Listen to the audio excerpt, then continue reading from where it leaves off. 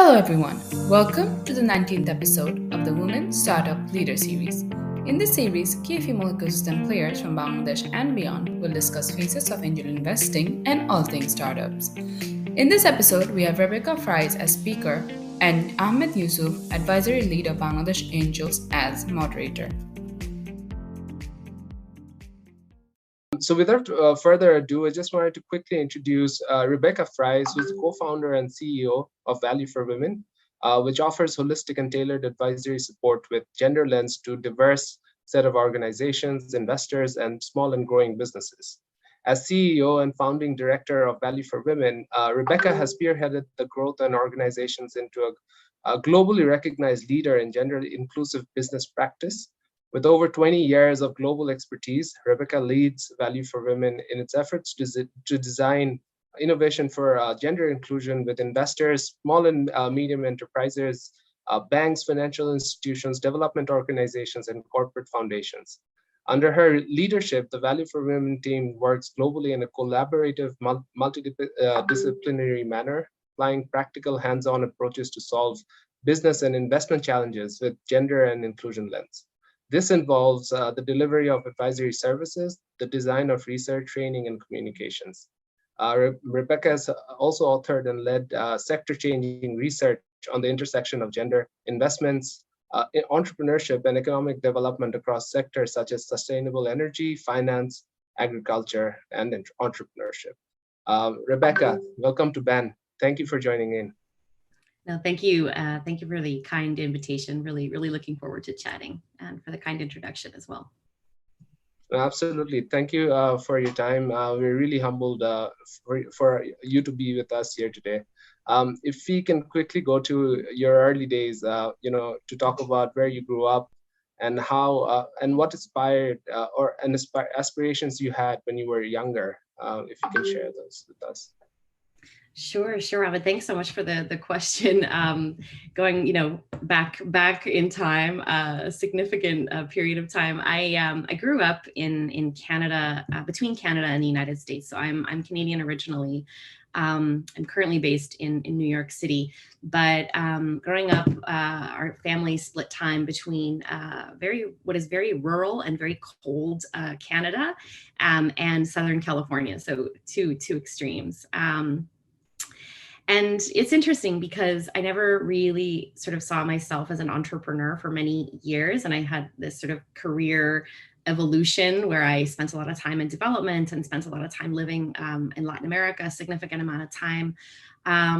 But one conversation that I was having with my family at one point, they very kindly or in a humorous way reminded me that as a young child, I was always trying to sell things. I was like hustling. I was trying to, really kind of, I had a very entrepreneurial spirit at a very young age. And so, the typical kind of lemonade stand, I took that to different extremes and was doing a lot of, child-focused entrepreneurship as a kid, which is kind of funny to think about now. So, I did originally kind of start my career more in women's rights and within kind of women's organization, both within Canada and then moving to Central America about 20 years ago, where I did focus a lot of my work on more development focused issues around gender, and then it sort of evolved from there. But yeah, so grew up kind of in a context that was split between Canada and the United States. Yeah. Excellent. I think entrepreneurship is something that is inbuilt for some people, but I really wanted to understand your inclusion into the development space, right? I think you started out your career, was it in Great Britain when you started working with Oxfam, or was it in Canada? If you can give us your early days in your working life, right? Sure. So yeah, very, very early on, I think while I was still actually studying in university in Canada, I did a lot of work in the violence prevention field, particularly looking at community-based approaches to the prevention of gender-based violence, which is very, quite different from what I'm doing now, obviously, but I think really set an interesting stage. So in that context, I was working with police and others to understand the dynamics of family violence and set up kind of prevention initiatives, and also worked within women's shelters and did just a ton of work on prevention and awareness raising around gender-based and family violence at the time. So that's kind of where my career really started. And then I did move to Central America with actually a Canadian organization called QSO that does kind of volunteer placements, professional volunteer placements. And that's when I really started to do more gender and development work. And worked with multiple, mainly Indigenous women's organizations in Guatemala and other countries within Central America, where we worked on, doing things like strategic planning, kind of more organizational development work, but also really looked at, what are the ways that we could integrate approaches to income generation and health and wellness and sort of more community and civic participation. So I did a lot of work really with Indigenous women's organizations, and then went to Oxfam actually. So I was still living in Central America. And ended up working with Oxfam Great Britain in a binational program that looked at specifically working with Indigenous populations that were living in the adjacency zone, which was a region between Belize and Guatemala that was under some sort of political tension really about ownership. And so there were, Indigenous populations that sort of spanned the area of those two countries. And there was a really interesting and very holistic development program that looked at, market access for smallholder farmers. There was a violence prevention initiative. And so it was a very, kind of a very holistic program that I actually designed for Oxfam and then worked on for many years. From there, I really left the organization and became a consultant for Oxfam Great Britain, working more across Latin America and the Caribbean, and really helped them design programs that were focused on bringing a gender lens to more of their markets development programs. So thinking about, again, sort of smallholder access to markets and production and income generating opportunities, but really thinking about how to help Oxfam and their staff design those programs to have a deep gender lens and to be equitably kind of impactful on populations of women and Indigenous women in particular. So I worked with Oxfam for many years as a consultant, and what became, and this sort of starts to get into the origins a little bit of Value for Women, but we kept seeing an outsized demand for the type of consultancy work that I was doing, and not really a lot of folks that were available that had that ability to sort of bridge the sort of economic development aspects and gender, and really think about ways to embed a gender lens in that context that were practical and sort of less academic and more sort of hands-on. And so as Oxfam started to really increase their focus on bridging these areas of work, kind of as a more traditional development actor with very traditionally siloed areas of work, it really became evident that there was a need in the market for, consultants, for organizations, and those that were able to kind of work at this nexus and this intersection of entrepreneurship and finance and gender, and that was going to be something that was very likely to grow as a need very broadly, not only in Central America, obviously, and Latin America, where we were working at the time, but really across the globe.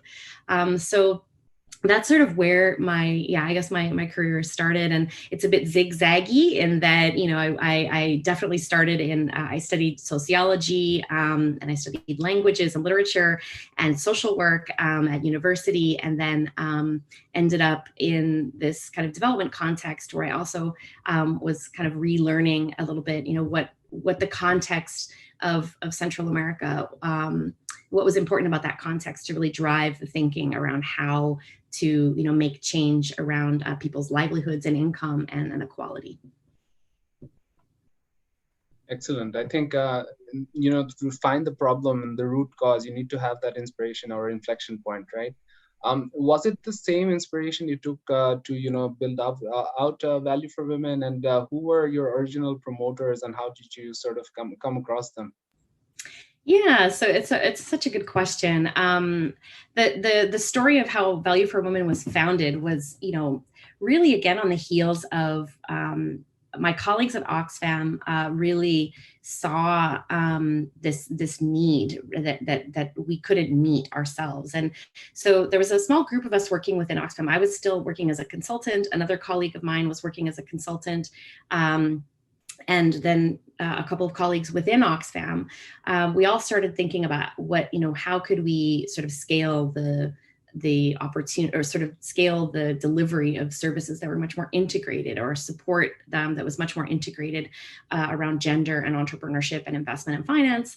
And so we got together and actually started a process whereby Oxfam officially incubated Value for Women and the idea of Value for Women. So we were all sort of working within Oxfam. The other founders were working within Oxfam. And we took probably about a year to try to think, like, if we created a social enterprise, what would that look like? It was a fun process, and we did engage a lot of different actors within Oxfam and sort of within the community that we were working with, and had a lot of really great ideas floating around, and a lot of really funny logos that we were drawing on paper napkins and things like that, and coming up with the name Value for Women, which at the time, I think we had all sorts of really interesting names that we were testing out with our peers and our stakeholders, and then we just kind of set it up and slowly started to see if this was something that could stand on its own. And very quickly, I think even before we really had a clearly defined value proposition, we had a lot of interest, and people were saying, like, what are you going to do? And we want to work with you. So I think we were off to a really good start. One of the original founders left the board of directors a couple of years ago, but he was really involved, I guess, up until a few years ago. One of the other co-founders is currently still working within the organization. So he's still with us. And then we had others who have also been, who were around at the time and in the room when we were doing all this really great brainstorming, that are still working with Value for Women. So we're really lucky in that I think we've, just had a lot of supporters, over the course of our lifetime, and people that have been really dedicated to the mission and the vision of the organization, and have we've been fortunate to kind of retain them as well. This year coming, we're going to turn 10. So it's not bad. We're in pretty good shape, and I think we're really pleased with how far we've come. That's absolutely amazing to hear, and I think you should have like a global team coming together at some point. Tell us a bit more about the work and the purpose and the modality of Value for Women. What type of technical advisory support you're sort of provide to your SGBs or institutions that you partner up with. I know there are 4 pillars of gender smart investing as well. If we can go a little deeper as we ask some specific questions, but a high level overview would be great, right? Sure. Yeah. So Value for Women is set up as a social enterprise. So as such, on one hand, we offer very specific advisory services, very much like a boutique consultancy firm. And in addition to that, we also use that work and that income that's generated from that work to also produce more sector-wide publications and tools to really help investors, financial institutions, and small and growing businesses to start thinking about gender, but in very practical terms. So I guess in sum, the types of advisory support that we offer are generally focused on helping different types of investors create their own strategies for gender lens investing. We can help them action those strategies and create different tools for helping them, bring gender lens investing to life within their organization. And that can sometimes also include different types of training with their teams and just general support to help them think and decide and understand what type of gender lens investing is right for them, but also really bring that to action. So that's kind of one really large area of our work. We also we set up technical assistance facilities aimed at supporting small and growing businesses. So these are often, part of investor portfolios. They may be part of a network, such as the, Andy, Aspen Network of Development Entrepreneurs, for example. We set up these technical assistance facilities that looks at how do we help small and growing businesses build gender into the DNA of their organization. And again, this has to be really context relevant. So if it's a business or if it's an investor working in Guatemala or working in Bangladesh, we really kind of start with where, what is the reality in the context of the business? What is the reality in the context of the investor? And really help shape, strategies and plans and tools and things like that make sense for the entity that we're working with. We also work with financial institutions, and in a very similar way, we help financial institutions like commercial banks, or they might be smaller financial institutions. We help them think about, how might they tap into the market of women-run businesses? Can we help them think through their product and service offering, making some small tweaks to the way that they offer their services and products so that they can either target more women and they can actually capture that untapped market, which is often the case in so many contexts, so many countries and geographies. There's a really untapped and sort of missed opportunity for banks and financial service providers to be tapping into the woman-led market. So we really help them also kind of figure out how they can get to that market. So those are kind of a few of the main kind of types of actors that we work with. Again, the investors can be anything from development finance institutions to small, shops to angel networks. It can be sort of across the gamut. Similarly, with small and growing businesses, we work with maybe like a manufacturing company that has a few thousand employees. We might also work with a really small startup that's got like 5 or 10 employees, right? So it's really across the board. And again, it really depends on where each are at in their own kind of journey on their larger kind of value proposition, but also on gender and social inclusion specifically. In parallel, we also do some, you mentioned earlier, the research. We do make a big effort to publish case studies, to publish research. We do landscape studies, for example, to understand, what does gender lens investing look like in a specific country, what are investors doing? Who are the actors that are doing things? What are some illustrative examples that others might be able to review as peers and sort of see what they might be able to put into action? I'm just seeing a question, Ariana, in the chat. Thanks for that. No, the short answer is no, there's not really. We use gender smart investing, we use gender lens investing, we use gender inclusive investing. I think it's really just an umbrella term based on preference.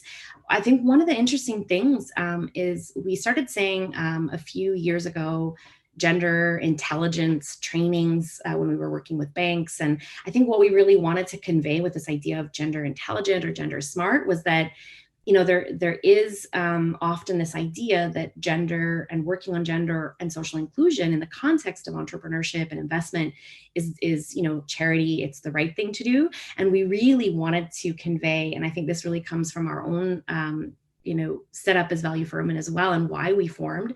But we really wanted to convey that gender inclusion was also smart and profitable, right? That there's a business case for it, and we're seeing a lot of evidence of that emerge. It's just smart investing. If you think about your full market, or if you're a commercial bank, if you're thinking about your full market and your advertising and your marketing to that full market, and you're shaping your products and services with that full market in mind, whether you're a business or a financial institution or an investor, it just makes good sense. So I think a lot of folks in our communities have started to adopt this idea of gender smart. It rolls nicely off the tongue, and it's very, it conveys this idea that it is just smart investing. So I hope that answers thanks. Great. Yeah, absolutely. And I think in our first session with AVP, and we had discussed this, and I see Luis is also in the call, to not ignore women. It's like 70 to 80% of the consumer decisions that they make on a day-to-day basis, right? And that's 1/3 of the private wealth in the world. So I think it is smarter to actually invest for your whole market. Branching off from that point, does it make sense, or what are the entry points that we have, the three at least? What makes sense for most of these companies that you have been working with, especially if it's early stage? Yeah, such a good question. I think one of the things that our team talks a lot about at Value for Women is, there's not really a one size fits all approach. So whether you are an investor or whether you're a business, I think we really take this idea that there are multiple opportunities and there are multiple entry points and there are multiple things that we can do. It does make sense for us to first be aware of, according to our model, our very specific investment model or investment thesis or a business model, understand based on that and what we're actually doing and what we aspire to do, what are the opportunities? What are the different ways that we can embed a gender and social inclusion lens? And so, I think what we do see is that interventions are most successful when it's really driven by the business or the investor. So the actors within the firm are engaged. They understand, okay, this is what that means for us. This is what gender might mean for our organization. These are the different ways that we could do it. And they're involved in actually actioning that. And so I think sometimes, we encounter organizations that really want to do it all, and then they realize, well, it's actually a little bit of work, and we want to embed this really into the operations. We want to embed this into our thesis. We don't necessarily want to have like an additional project.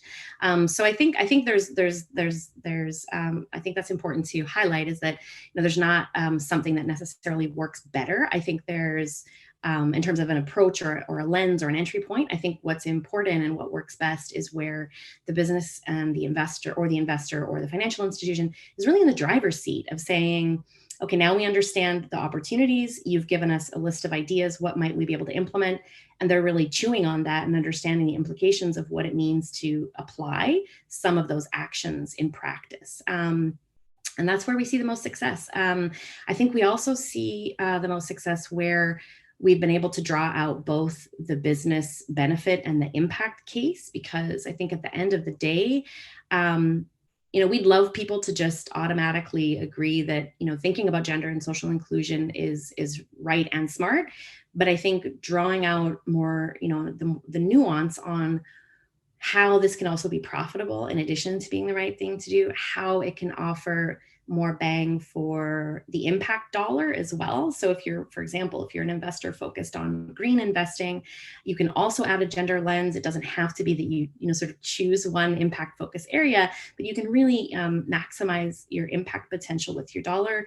You can really impact maximize your ability also to capture a specific market if you're looking at a business and a distribution model, for example. So I hope that brings some of it to light. And I think, I wish there was probably an easier answer, but I love, that's what I love about our work, is that it is so nuanced. I think what we do as an organization also is provide frameworks that are really fantastic entry points, and they try to really lower the bar to entry. So we have, the types of fellowship trainings that you participated in, which are really exciting and are an opportunity to go deeper. We also offer very high-level tools. We have, for example, a how-to guide on gender lens investing that we developed with Investing in Women in a program that we're involved in Southeast Asia. And that's a really great guide in that it's a very comprehensive overview of what gender lens investing looks like. And I think for anyone really starting out, it offers a lot of information on where could you start as a gender lens investor, or as an investor who wants to start thinking about a gender lens in practice? Absolutely. And can you kindly guide us in terms of what has been the most challenging in terms of having LPs or fund managers or even financial institutions understand the gender smart investing can lead better results? It's showing at this point in empirical data, right? But what were early challenges that you had to face, and how did you sort of overcome to get to that point after starting on these incredible work that you're doing? Yeah, it's a really good question. I will say that we end up working very naturally because of our focus as Value for Women. We end up working with a lot of investors and businesses that are already interested, right? And I think this is actually a change that we've seen in terms of the level of interest and motivation has only strengthened, I think, in the near decade of our existence. I think when we first started, there was like, what does gender have to do with investment and entrepreneurship? There was like a big kind of, elephant in the room about that. And I'm very happy to say that over the near decade, that's really shifted a lot, kind of more at the broad sector level.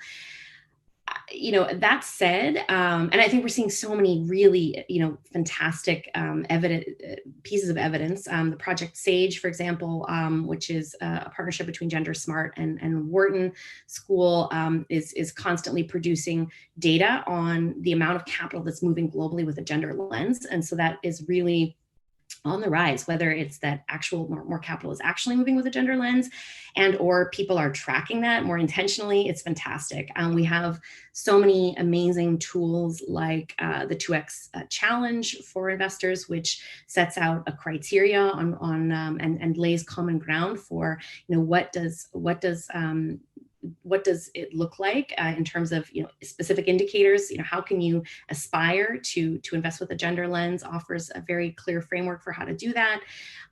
We've seen multiple other kind of more industry standards and just movement across the impact investment space to focus more on illustrating like how are investors doing this.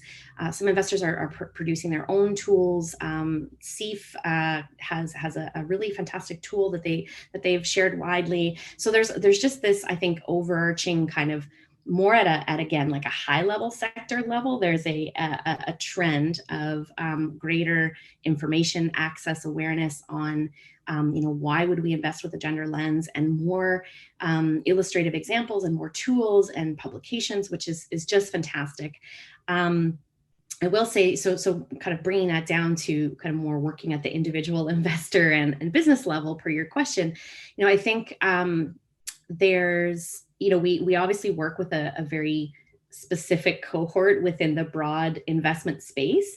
And so we're very naturally working with founders and partners that are already thinking about impact, and they're at the table because they want to have impact. So our starting point is honestly really great. So I'm probably not indicative of a much broader market. So that said, we definitely have some challenges. And I think one of the things is that we've certainly seen that's very important in our work is to make these efforts very participatory, ensure that you have kind of across the organization, the leadership, but also folks in different areas involved, and that it's not kind of relegated to, okay, gender is an HR issue. We're going to, ask Value for Women to talk to our HR department, and they're going to work on policies and practices.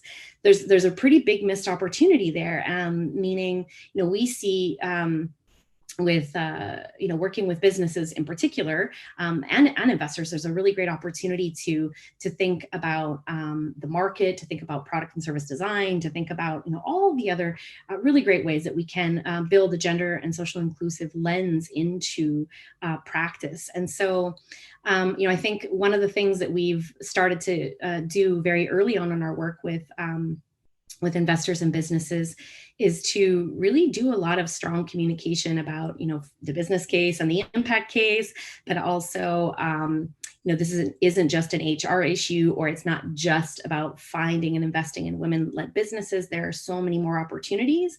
And it kind of requires a bit of a mindset shift, and it also doesn't imply a trade-off necessarily to other things that you're doing or that you're aspiring to do. So yeah, I think we've definitely seen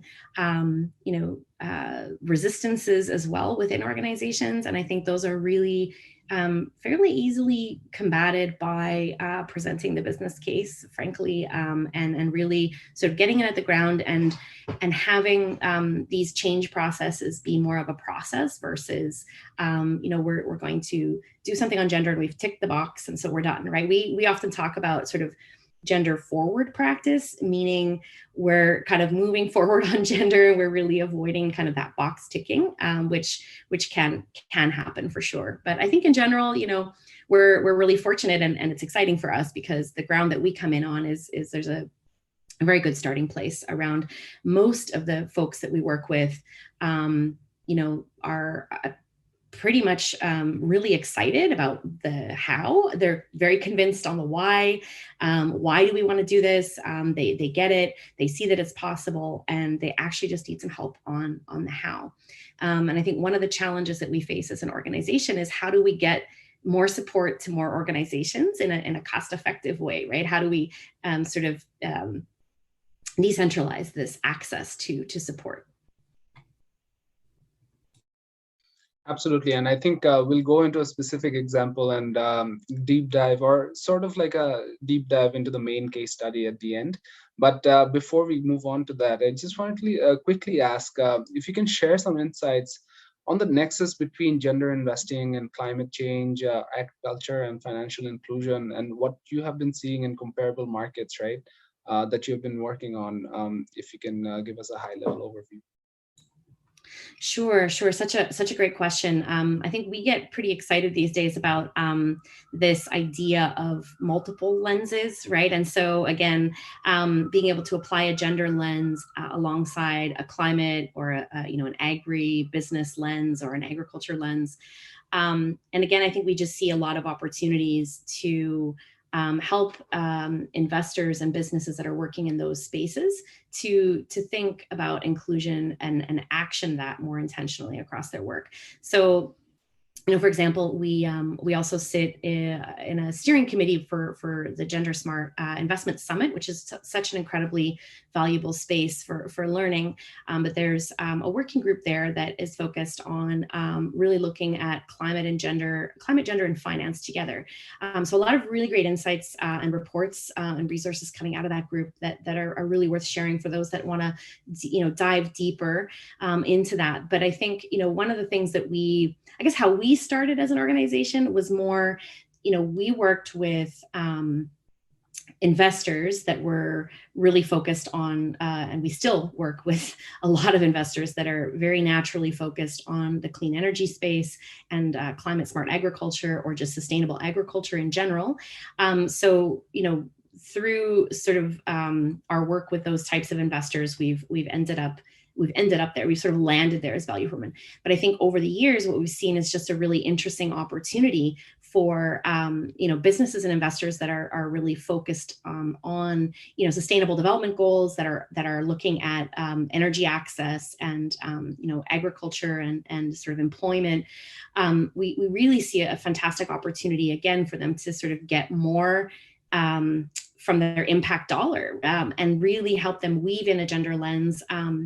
And this can be things that are very pragmatic, like, if you're a solar distribution organization, helping build a sales network that empowers women, thinking through how you can build more leadership and better governance that's more gender balanced and diverse, for example, and how that is having some interesting impacts both on, the ability of the business to scale their products and services, which meet very specific sustainable development goals, but also for their ability to impact on the lives of women, both as employees, as leaders, in and through the design of specific products and services that might be also mitigating or addressing climate issues, for example. So I think there's we get really excited about looking at those areas of nexus, and I think, again, it's, a lot of the frameworks focus on, choosing sort of gender or climate or agriculture. And I think one of the things as an organization that we really try to purport is that it's key to take multiple lenses and, really try to think about these issues more, at the nexus of these different issues, and not sort of choose one area over the other as an impact focus. And I think that will ultimately help us broaden our ideas about inclusion as well, and what we mean by gender inclusion over time, which is something we're thinking a lot about, and we've been thinking a lot about over the years. How do we think about other underrepresented groups that are, that how do we enable opportunities for entrepreneurship and investment leadership for other underrepresented groups? How do we kind of push the needle a little bit more on what we mean by gender and social inclusion slowly over time as well, which will be exciting. So I think looking at areas like climate and agriculture can really pave the way, with a gender lens, can really pave the way for us getting out of this idea of siloing the way that we're thinking about climate or gender or investment or entrepreneurship, and help us kind of integrate the lenses together. Excellent. I think in terms of what we've been seeing as well, the definition of impact is so multidisciplinary. It cross it goes into different sectors as well, and we're glad to hear that as well, that there's no one perfect definition of it, and there needs to be a lot of work done to actually merge so many different sides together, right? I think I'll go into the case study for what you have done with the Manila Angels, and I wanted to pick your brain on how Maine was sort of initially founded, which was a group of friends coming together, mostly men. They had an impact focus and a core mission in impact investing, but did not have an explicit gender application, right? Sort of like how BAN sort of also came together as a group, and our board as well. But what were some of the technical assistance Value for Women provided Maine? And if you can sort of take us into a journey with what you had with Manila Angels, right? Sure. Yeah. No. Thanks for the question. So with Maine, we really had an incredible partnership with Maine that was really catalyzed or driven by our broader partnership with DFAT's Investing in Women, who works in Southeast Asia. So under that partnership, which is primarily like an investment vehicle for multiple investors working in the region who are improving on their ability to invest with a gender lens, we have come in and we've been working with Investing in Women and their partners for about, I want to say 3 years, it might be even a little more, and to really offer technical assistance to assist the investors in bringing a gender lens to practice. So we started working with Maine under this partnership, and they, they had expressed a really strong desire to wanting to kind of take a look under their hood and see, how are things working, how might they become more intentional about the way that they were applying a gender lens, and started to so we started to work together. And I think there's a pretty clear process that our organization follows that I can outline really high level. But generally, this is probably a pretty similar process and approach for our work with other investors. How that looks in practice is going to be very different if you're an angel network or a small fund, or, it's going to look a bit different, but the approach and the actual process is quite similar, in that we really start by doing an assessment or a diagnostics, or, something that it's a moment in time where we're saying, we want to understand your work to date, your model, your thesis. What is it that you're doing? What challenges are you seeing? What do your members, in this particular case, what do your members see that are issues? What are some challenges you might have faced around gender or other, just broad challenges that you're facing as an organization? So we generally start with this assessment that really allows us to identify the gaps within the organization, that might be due to levels of awareness, or, all male membership, for example, or other things. But those generally that helps us identify gaps, and as well as really key opportunities for what are the things that we might be able to work on together. And then we move to development of a gender strategy. And pardon me, I would say it's really important, as I mentioned earlier, it's really important for us to ensure that the leadership and the organization's members are involved in the process, both in understanding what are we doing, why are we doing it, what's the end game, and really have their voices interspersed throughout the process, and really getting them to roll up their sleeves and understand what it is that we're seeing. So we do, integrate highly participatory touch points with all of our processes to really ensure that the organization is coming along with us, right? And that we're doing it for them, not for us, and not for, not really for investing in women as the prime funder, but we're really doing a process that's for Maine in this case, and other investors that we work with.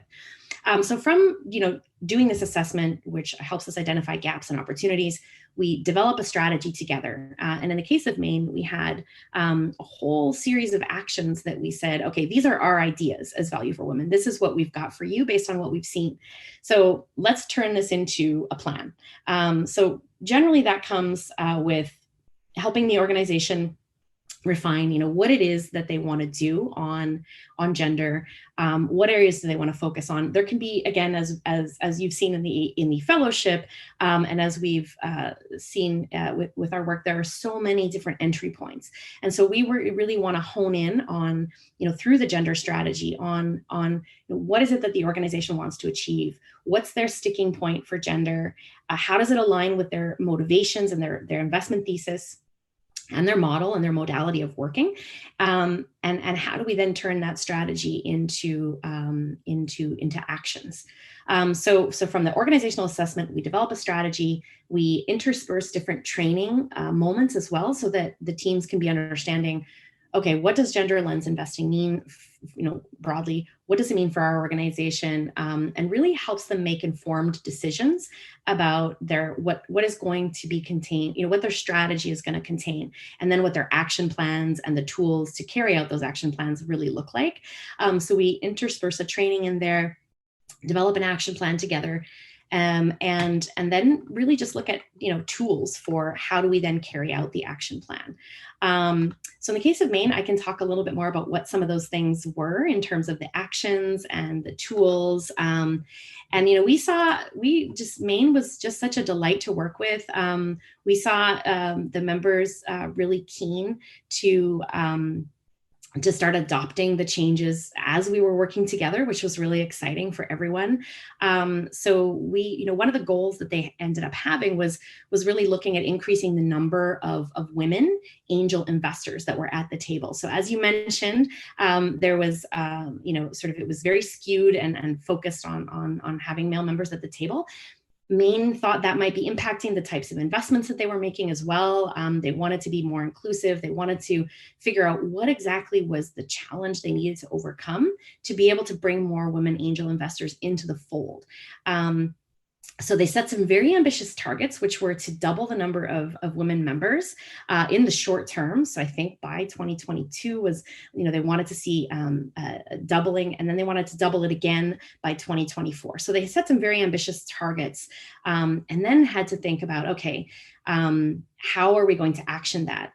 So they as part of their action plan, they came up with a series of activities that would be looking at surveying prospective women members, talking to members that had not decided to continue in past with Maine, really looking at doing a training to kind of level the bar around knowledge of what angel investment was, and to sort of build a more equitable entry point for women to become part of their network. There were other actions that were defined, which included, establishing an advisory board to advance gender lens investing internally. We did multiple different trainings with their members so that we could also kind of create a common understanding of what gender lens investing was, how that was relevant for Maine, and how it would be important, how the actions sort of tied to Maine's the gender lens investing actions tied to Maine's overarching thesis.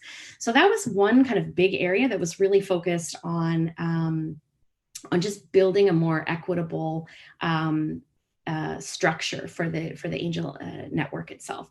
A second goal that they had was really looking at increasing the funding that was going, the investments that Maine was making into women-led startups. And so, they set, again, very great and ambitious targets, which they're, I believe, continuing to progress on as we speak, and really looked at what they needed to do as an organization to be able to increase the number of women-led businesses that were in, getting funding and getting support from them. So, they looked at things like if they were traditionally kind of talking to each other and using the same networks that were largely, participated in by men, how could they think about what other networks might they tap into? How might they make their own networking activities more inclusive and accessible to women?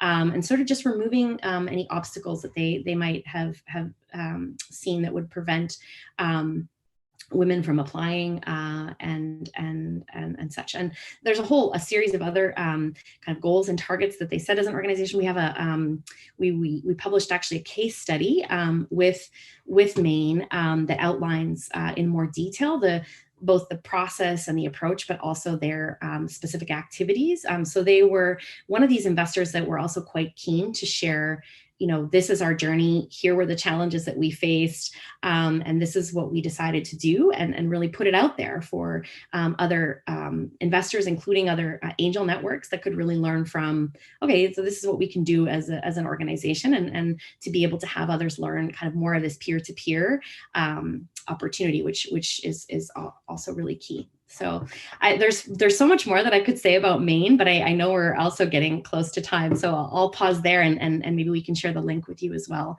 For the Absolutely. Thanks so much for that detailed overview. I think there's so many takeaways for Bangladesh Angels as well. We have a plan to actually launch our women's wing within the overall community, to support and actually look out for more women investors, as well as build out the pipeline that we have with gender smart investing, right, to support early stage women founders, so that we can also nurture them and guide them along in the journey of startup investing as well as SME tech investing, right? I just wanted to quickly ask, after the intervention that you had with Maine, what has been the outcome in their portfolio, right, ever since, and how has been the post-intervention portfolio look like for Manila Angels at this point? Such a good question, and I wish I had the most up-to-date numbers, but I know we set the gender strategy and action plan, I believe, a year ago, and a year, I guess, shortly after, they were already making very significant gains. So I can't tell you the exact specific numbers on how many members, how that's been leveled in the membership of the Angel Network and also in the investments today. I can't give you the most up-to-date numbers, but I will say that very quickly we saw the numbers increasing and I think reaching their targets. So where they're at today, I don't know, but they were very gung-ho about making those changes. They found some really practical ways to make it happen. And they were seeing it was actually it wasn't rocket science. It was actually pretty easy for them if they just started to think about, doing some of their activities differently and prioritizing gender within the network. It was pretty easy for them to action. And, they had they had some really, really great wins. I think what's also very interesting, from my perspective, is that both, within Southeast Asia, within the Philippines, but within Southeast Asia and also globally, we've been able to really showcase this example of, what has Maine achieved, what was the process, what were their challenges, and what were, what did they prioritize, what did they put in place, and what have they achieved? I think they've been able to, I believe in the AVPN fellowship, probably their example is illustrated at some point. We often do gender lens investment trainings across the globe, and we bring in these types of examples because we think they're so illustrative and they really, shine a light on, okay, this is what gender lens investing can look like for an angel network, right? And really helps others be inspired as to what can be done. And, it doesn't need, you just sort of need to I think, have the opportunity to showcase this and it gets everybody excited and inspired. So the one thing I really love about this is like kind of an unintended, result is that we were able to bring Maine in as speakers to different events, which is so great to hear the voices of those that have undergone the process and just really see, how they've transformed. So that's particularly exciting for me. Excellent. And I think, James had been a really good mentor to us as well. And really, glad that we have come across such a case study for even BAN to follow in, what our 2022 sort of plans look like, right? I really wanted to, quickly understand, right, given the format was similar and you were working with a syndicate of angel investors, right? So what were some of the challenges you encountered working with a bigger group of people, syndicated members? And was it, aligned with what the board or the Manila Angels founding team had in mind, right? And how could you align with that? Yeah, I mean, I think it's a really good question. I think at the end of the day, our process is really to understand like what's the common denominator and what's the common ground about how people want to move forward.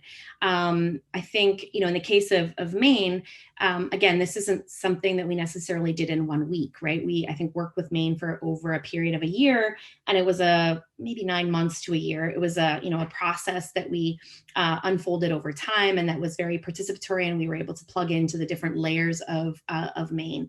I think that's really important. So I guess another way of saying that is a focus on process and a focus on participation and a focus on integrating the training, if you will, with communications of why we're doing it, and interspersing that with an approach to develop a strategy and actions is really key. And I think again in the case of Maine, I don't have the kind of more up-to-date numbers on where they're at, but I was just reminded by one of my colleagues on the call that there's also now a woman CEO at Maine, and that's a really interesting. And we don't know if that's necessarily because they embarked on this specific journey, but I would say there's all these other interesting outcomes that we're seeing across the organization that I'm sure have been part of this heightened awareness that the membership generally has.